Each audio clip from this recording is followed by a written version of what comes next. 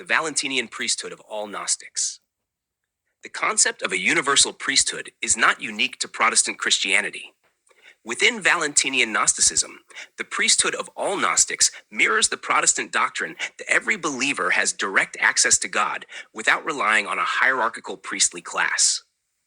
This understanding, rooted in both scriptural and Gnostic traditions, underscores the equality and shared responsibility of all Valentinian believers as priests of God. The New Testament on priesthood. The New Testament affirms the priesthood of all believers.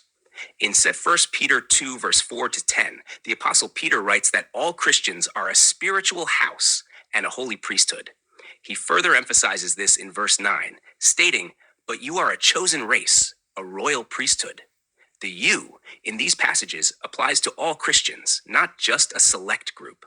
This teaching is echoed in Revelation 1:6 and Revelation 5:10, which describe believers as a kingdom and priests unto God. Similarly, Valentinian Gnostic Christians hold that all members are priests before God.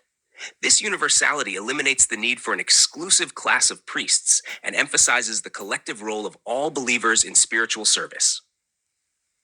The role of a Gnostic priest. As priests, Valentinian Gnostics share a threefold ministry. 1. Representing God to humanity. This involves sharing the knowledge of God and teaching the divine mysteries to others. 2. Representing humanity to God. Gnostics engage in intercessory practices, lifting their fellow believers before God in prayer. 3. Offering spiritual sacrifices. These sacrifices include acts of devotion, service, and praise, as described in Romans 12:1, Hebrews 13-16, and Philippians 4:18. This approach emphasizes individual responsibility and the transformative nature of spiritual practice in devotion to God. There are no priests in the New Testament. It is important to note that the New Testament does not refer to any leaders as priests. The Greek word for bishop is episkopos, meaning overseer or supervisor. The word presbyter, meaning elder, is also used, but it does not equate to priesthood. The term presbyter, presbyteros, is derived from the comparative form of presbys, which means old man or elder. The New Testament teaching is clear that Jesus is the only priest as described in Hebrews 4:14-16 and Colossians 1:18. These verses affirm that Jesus, not a human priesthood, stands as the sole mediator between humanity and God. In light of this, all believers in the early church shared the responsibility of ministering to one another under the priesthood of Jesus Christ, rather than through an established clergy.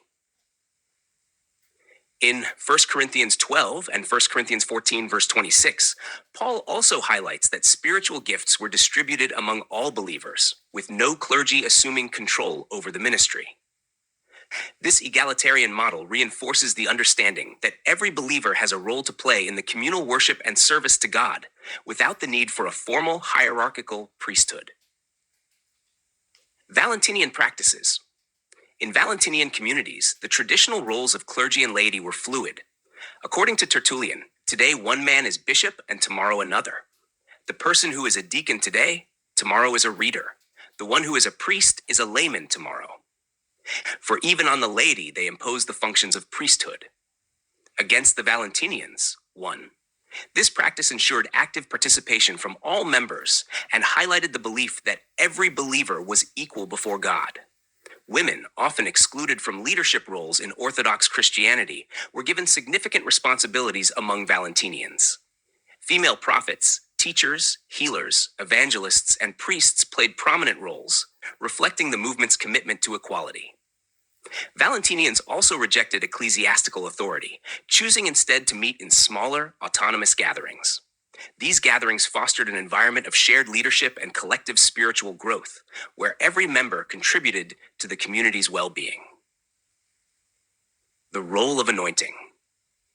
The Gospel of Philip reflects the Valentinian understanding of spiritual empowerment. The anointing is superior to baptism, for it is from the word anointing that we have been called Christians, certainly not because of the word baptism, and it is because of the anointing that the Christ has his name. For Valentinian Gnostics, baptism signifies initiation into the priesthood, while anointing represents empowerment for ministry. This anointing, often equated with the baptism of the Holy Spirit, provides the strength and authority to carry out the work of ministry. It is through this anointing that believers receive divine knowledge and the ability to act as witnesses of the truth. The priesthood of all Gnostics. The Valentinian priesthood affirms that all Gnostics are equal in their spiritual calling. Each believer has the responsibility and privilege of serving as a priest, with direct access to God and the ability to minister to others. This egalitarian approach contrasts with the hierarchical structures of Orthodox Christianity and reflects the radical inclusivity of Valentinian thought. Through their shared ministry, Valentinians embody the belief that the divine knowledge entrusted to them is not the possession of a select few, but the inheritance of all who seek the truth. This priesthood of all Gnostics highlights their collective mission to reveal the mysteries of God and live out the transformative power of divine wisdom.